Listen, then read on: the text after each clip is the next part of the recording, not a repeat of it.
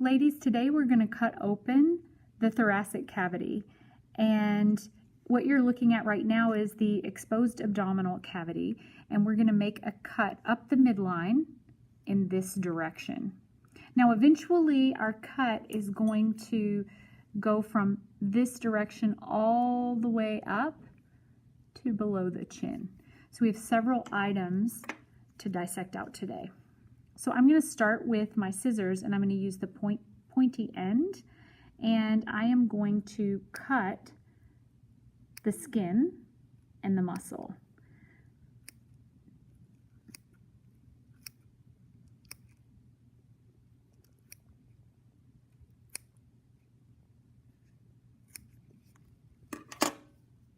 As I cut this, I can see down into the cavity, and I can see the layers of muscle here.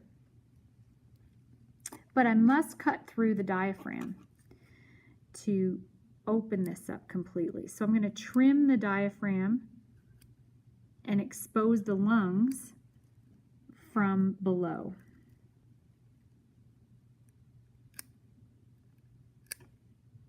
Now I'm going to be cutting through some bone. And if you think about it, your ribs connect to your sternum, which will protect the vital organs. So right now we see a little bit of a thin lining here. I'm not sure if you can see that. I'm going to stick my, I'm going to place my pointer right below the lining here. And this is a pleural lining. You don't have to know what that is, but it's kind of important in terms of realizing that our body cavities are enclosed by several different membranes. I'm going to cut through this membrane and continue. Now, if your pig is less developed, it's not going to have as many layers as what you see here. So I'm cutting that lining just to snip it away so I can show you what we're looking at here. So when you first open the cavity, you can see the heart and the lungs pretty easily. Now the heart is attached because everything's connected to everything. The heart is actually attached to the bottom of the breastplate and the ribs. So when I point here, this is a lung. The lungs are quite large and there are a few lobes. So on the left side we see this large lobe here, and it extends all the way down to where the diaphragm was. So this structure here, I don't know if you can see that, that's the diaphragm that was cut. And right above the diaphragm are several lobes of the lung that I can see. If you can zoom in a little bit here, you can see the connective tissue, and you can see that there's the heart, and it's actually inside of a sac. And that sac there is the pericardium. And peri means around. Think of perimeter, P-E-R-I. And that sac around the heart, you want to get a picture of. So this is a really nice view of the sac around the heart. So I'm going to take a scalpel, and you could use your scissors as well, but the scalpel is very sharp, and I can just make some tears in this pericardium with my scalpel pretty easily. So as I do that, I can see it's actually separating here. So now I'm going to take my scissors and I'm going to cut away from this.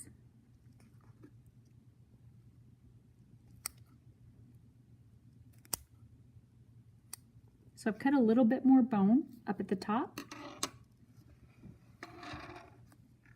And now I'm looking at a view of the heart with the pericardium. So I'll grab that with the tweezers, which is here. So on top of the heart, you're going to see this glandular looking thing. It's very glandy like the pancreas in the sense that it looks like it has ridges in it, and that's the thymus. Okay, we're going to pause. Okay, so we have our heart. We found our pericardium, which is here. So I'm going to remove the pericardium now simply by taking the scissors and snipping away at the pericardium. And you can completely remove pieces of it if you need to. Once you get some of it removed, you can just slide it off, which is what I've just done. So I slid off my pericardium and there it is. So now I've revealed the surface of the heart. And the first thing I want to kind of show you about the heart is that it has this thymus gland on top of it right here. And we already mentioned that, so I'm going to do a little cut around the tissue that's holding the thymus in front of the heart. And as I push on the heart a little bit in this direction, I can see that some of that red dye that was used to show us the arteries exposes an artery that goes kind of along this midline of the heart. It's kind of in a diagonal fashion. And what we're looking at here is the coronary artery.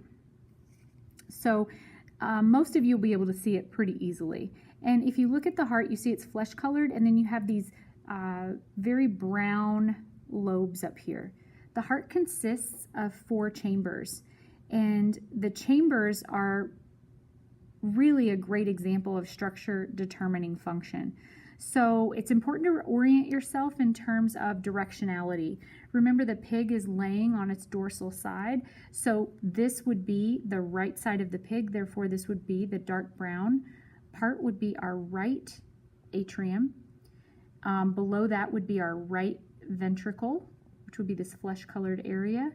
And then over on the left side of the pig, we see another brown lobe at the top, and that brown lobe at the top, that is our left atrium, and then down here we have our left ventricle.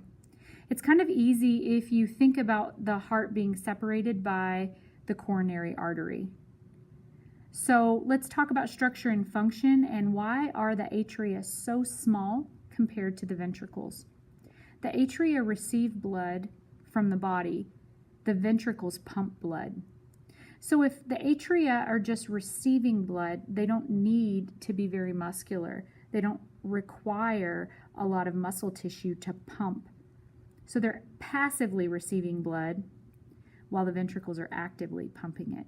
The heart goes through the process of something called double circulation. Blood actually circulates through the heart twice. So blood is received from the body into the right atria. The right atrium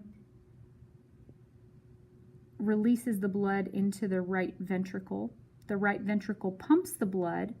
And if we follow the right ventricle, I can show you this at this time. You might not be able to see it very well, but you see this fleshy colored tube coming out of the right ventricle. I don't know if you can see that, but it's between the atria, below the thymus. And when you take a look at that, that's where the blood is going to go to the lungs. The blood's going to pick up oxygen, and then it's going to come back to the heart, and it's going to be received by the left atrium. Then it's going to flow passively into the left ventricle, and the left ventricle is going to pump the blood out through the aorta. So we'll pause it. Okay, ladies, you're looking at the heart, and you can see that we have the right atrium, the left atrium, the right ventricle, the left ventricle, the coronary artery, and earlier, just a moment ago, we said here is our pulmonary artery. Behind the pulmonary artery, the main vessel that carries blood from the heart to the rest of the body is kind of behind this pulmonary artery right here. It's very difficult to see in this video without me really chopping things up, but it's right here, and it's actually an arch. So pulmonary artery first and then behind it. So you have to kind of move some things around. You can see there's the thymus, which was on top of the heart. Here's the heart. Here's how it was in its natural state before I started moving things around. Okay, so once again, we have our heart, and we're going to look at 2 vessels. And basically it's one vessel, but it has 2 names depending on which direction it comes from. And this is the superior and inferior vena cava. So when I flip the heart over, I can see right here I have my right atrium, my right ventricle.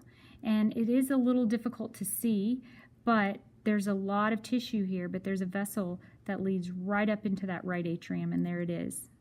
That vessel that leads into the right atrium is the vessel that's returning blood that's deoxygenated from the body into the right atrium. That's the inferior vena cava. Above, you have a vessel here. That's the superior vena cava. So these two actually come together to funnel blood into the right atrium. And the purpose is for that blood to flow into the right ventricle, out into the heart, out into the lungs, out from the heart to the lungs, into the pulmonary artery, then back to the heart, and out the left ventricle to the aorta. Okay, ladies, so you can see I've started to cut here above the heart, and the important point to remember is you don't want to cut too deep. You can always cut deeper. So just cut the skin, and so when you're snipping the skin, you can see that as it opens up, there are little,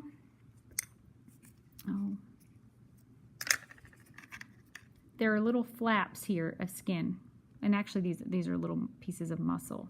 And when I pull back that tissue, I see this bean-looking structure here. This bean-looking structure is the thyroid.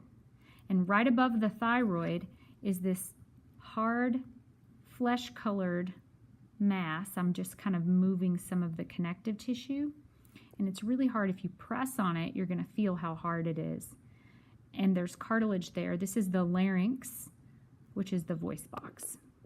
Okay, ladies, so just below the larynx kind of continues because that's the wind pipe through which our vocal cords are located, or in which our vocal cords are located.